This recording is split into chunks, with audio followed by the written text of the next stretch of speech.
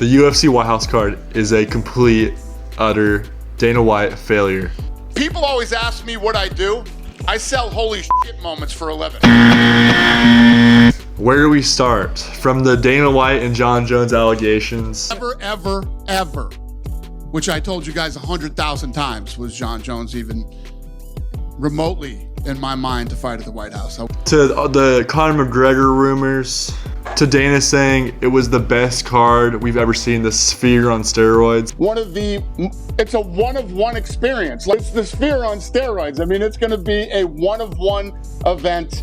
There'll be nothing like it ever again. It's absolutely not. I'm gonna get right into it. What was the thought behind putting Kyle Daukaus on the White House card? He's been in the UFC for 2 fights now. He's beat Gerald Meerschaert. He submitted Gerald Meerschaert. 6 to 7 title fights, by the way. That's what Trump said. I have an idea.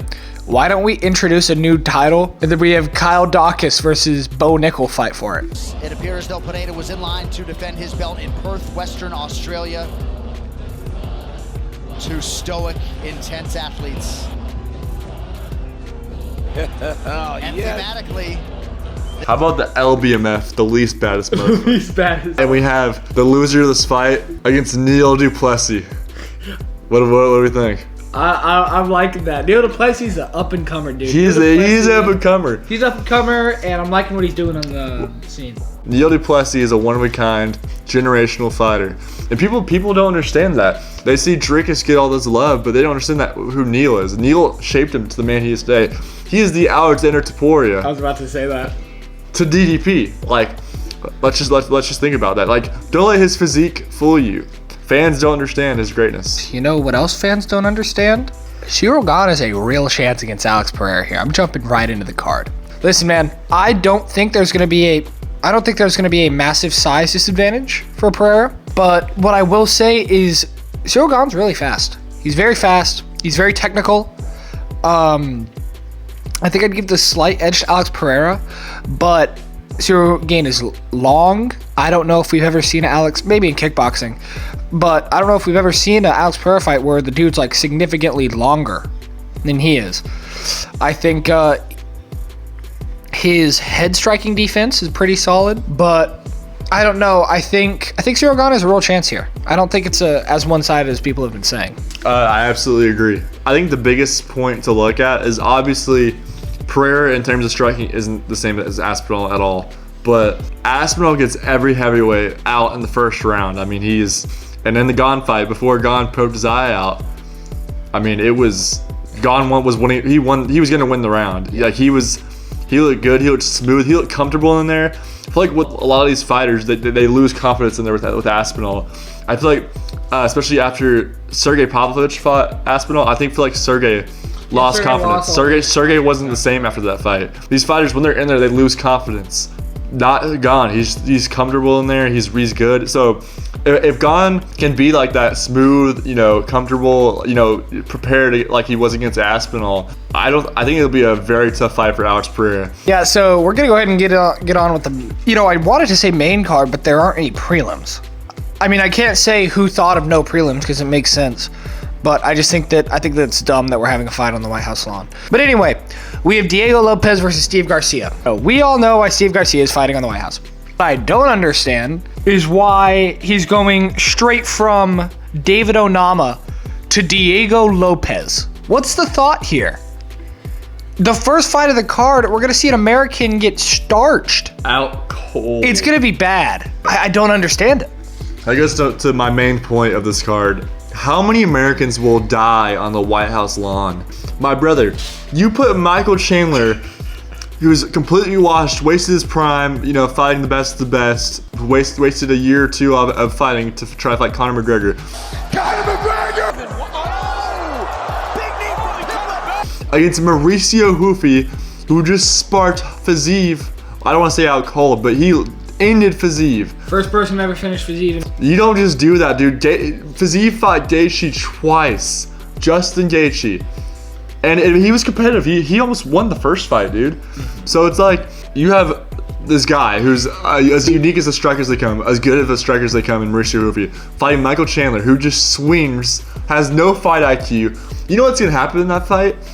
Michael Chandler's gonna go swinging like he always does, and Fizie's gonna give him a check, no look, right hook, just like he did against Hamas Yontop. It's gonna happen, and then he's gonna get dropped. People are gonna be like, no, and then he's gonna get knocked out, and then he's still gonna call out Conor McGregor after. Actually, that's a good question. Will he still call out Conor McGregor after he gets knocked out by a Brazilian? Bedtime MMA, put that on your bingo card. I'm not gonna talk about Bo Nickal versus. Yeah, we all.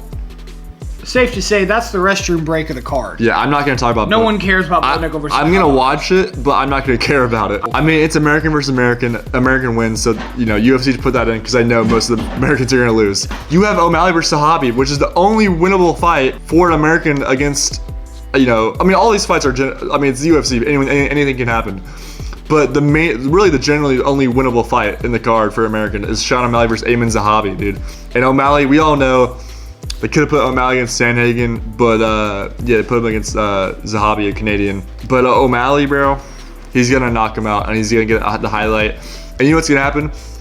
O'Malley's gonna get this highlight KO. He's gonna be the only American to achieve greatness at the White House, and then UFC's gonna be like, oh, good job, because you're the only American to survive the White House massacre, and then they're gonna reward him with the title shot. And then Pereira Ciryl Gane, there's no American. Ilia Topuria versus Justin Gaethje is the main event. Are you kidding me? You're literally okay, so we're literally doing what the Aztecs did whenever they sacrificed someone to the sun god. We're sacrificing Justin Gaethje to Ilia Topuria. I get he's the interim champ. Did you have to do it on the White House lawn? Justin Gaethje went golfing with the president, and he's gonna see the dude face first on the octagon. Dana White hyped this up like we were gonna watch Zeus versus Ares. He hyped this up like we were about to see the universe explode on the White House lawn. And the best we can get is Steve Garcia, Ayman Zahabi, Bo Nickal. Justin Gaethje. Listen, Justin Gaethje's a great fighter, and he is a big pull, especially for casuals. But everyone who has ever seen an MMA TikTok, at the very least, knows how this fight's gonna go. I'm willing to bet that it doesn't even make it out of the first 2 minutes. So yeah, Gaethje is gonna be colded in the first round. I really doubt it makes it to the second round, but if it does make it to the second round, we already know what's gonna happen. You already know what's gonna happen. So yeah, main event, you put Gaethje against Ilia Topuria, who's. I feel like we don't need to comment much on that because we know what's gonna happen. we know Ilia Topuria. It's just ridiculous. So, we've already explained there's one fight, and I think this is the real meat and potatoes. This is what's carrying the White House card. Alex Pereira versus Ciryl Gane. This is stylistically the best fight on the White House lawn. Kickboxing masterclass. Yes. Now, here's what I'm going to say. I've already explained why I think Ciryl Gane has an opportunity to win here. I'm going to explain why I think Alex Pereira should win. Ciryl Gane is a counter striker to the T. Whenever he does throw on his own, it's jabs to draw out a reaction. We can put up the Tom Aspinall clips on screen. We could put up. Gane jabbed Aspinall's face off, and I'm not just saying that like we've never seen Aspinall bleed in a UFC fight or any fight at all. I mean, I haven't seen him. So yeah, Gane has a good jab, very underrated jab. Very underrated jab. But I think his biggest weakness is his leg kick defense. Ciryl Gane has never defended leg kicks well, ever. And if you stop moving against Alex Pereira, you will get knocked out. I think Alex Pereira is the highest level kickboxer we've ever seen in the UFC. I think Ciryl Gane is a good kickboxer. I do not think he's on the level of Alex Pereira.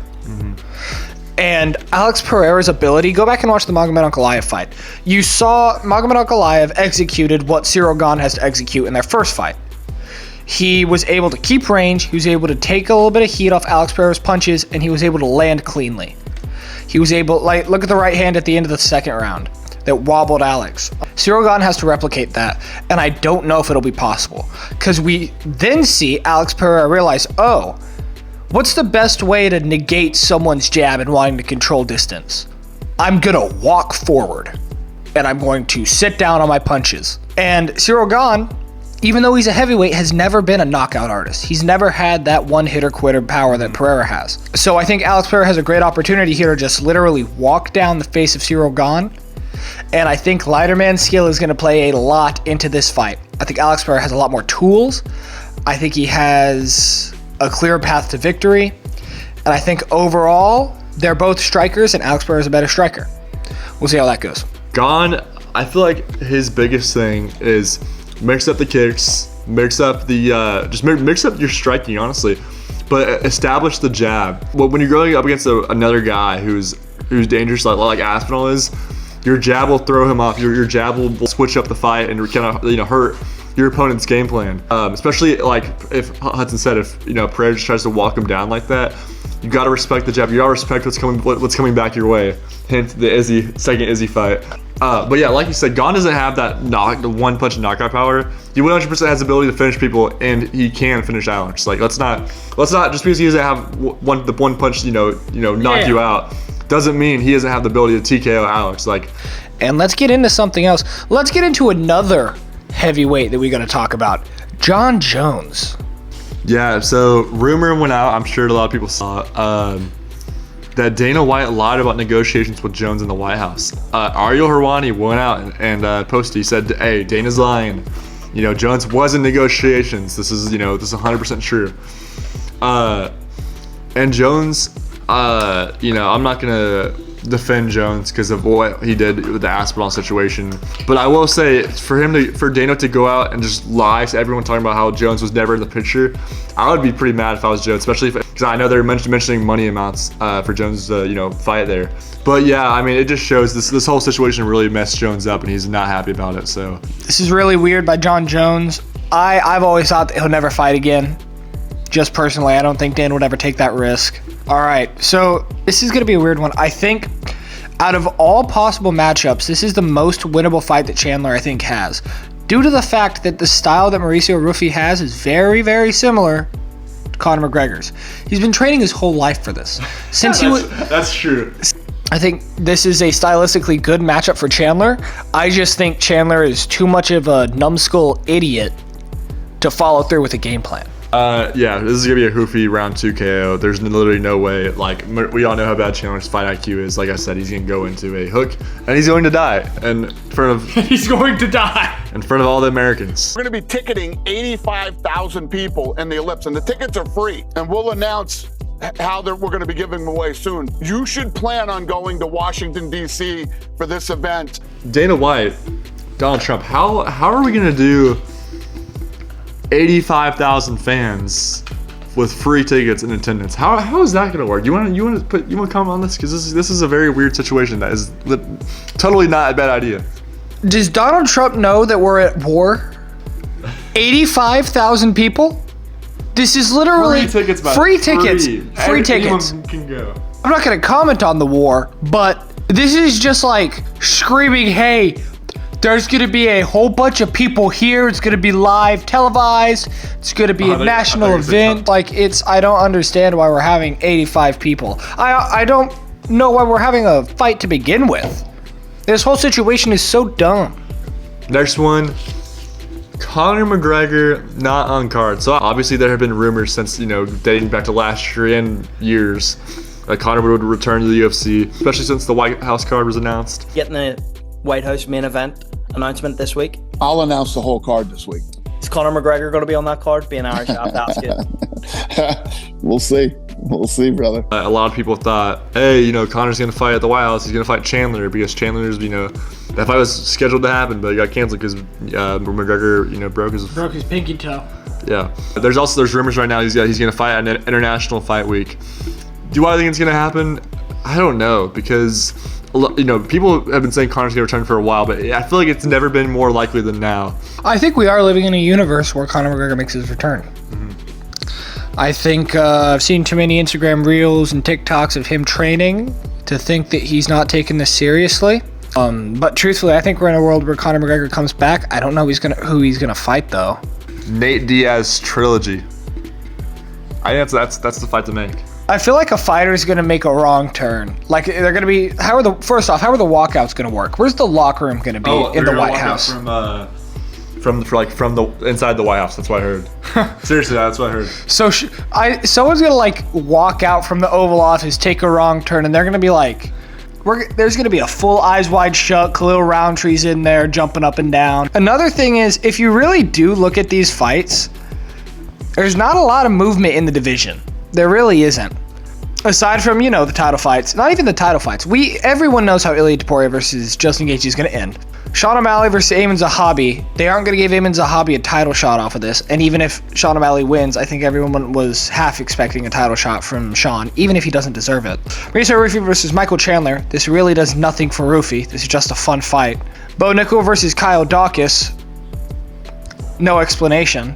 And we have Diego Lopez versus Steve Garcia. What does that do? Like, Steve Garcia's not winning it. He got colded by a bum. I don't know why we're thinking Steve Garcia's going to win this. It really does nothing in the division.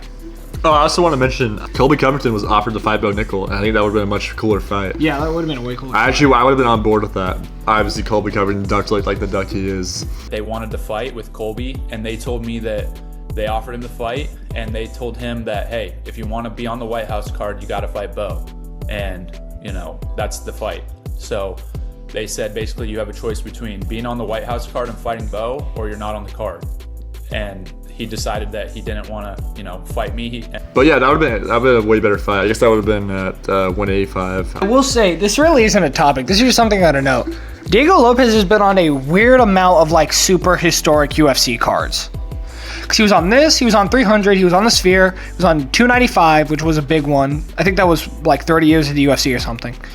He's been on like a... And he was on the other Noche UFC card. Yeah, and he was on... Yeah, the Sphere card. Yeah, there are two Noche UFC cards. Yeah, two Noche UFC cards. It's kind of crazy the amount of historical cards Diego Lopez has been on. Don't really got much else to say, but I will leave it with this. If Poatan wins this, is he top 5 all time? And if he beats Aspinall, he might be the greatest fighter of all time. It's not ridiculous to say that, especially since we consider GSP to be like number 2 or the GOAT. A lot of people say he's the GOAT. He got knocked out twice, but what did he do when he got knocked out? He also beat him. Every loss that Pereira's had, That is a good point. he's also beat them. So he got knocked out by Izzy, but he also knocked out Izzy. He lost to Ankalaev, and then he knocked him out in the first minute 20. Yeah. If you've already beaten the guys that you've lost to, it's like, I feel like that kind of helps even out. That helped for GSP in his case. But I will say it was better for GSP because he avenged those losses. For Pereira in the Izzy fight, he got knocked out, and then he went up a division, and then, you know, he won before that fight.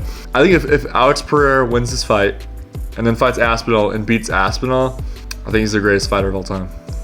But he has got some competition in Ilia Topuria. He does have competition. Let's be honest. So yeah, with that being said, thank you guys for watching. Make sure to like and subscribe. And Arnold Allen.